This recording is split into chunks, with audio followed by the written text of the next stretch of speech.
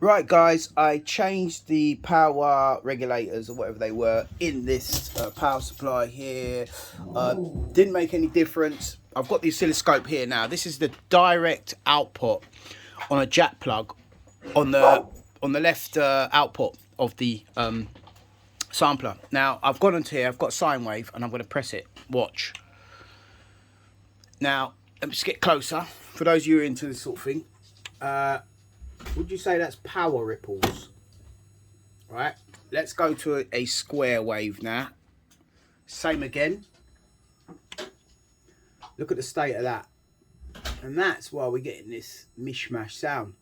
It's not a straight square wave, right? I've tried this on AC coupling, DC coupling, getting the same thing. So I'm guessing maybe one of these capacitors to ground is not quite right. Comment down below, you know, the filter capacitors, and let me know what you think.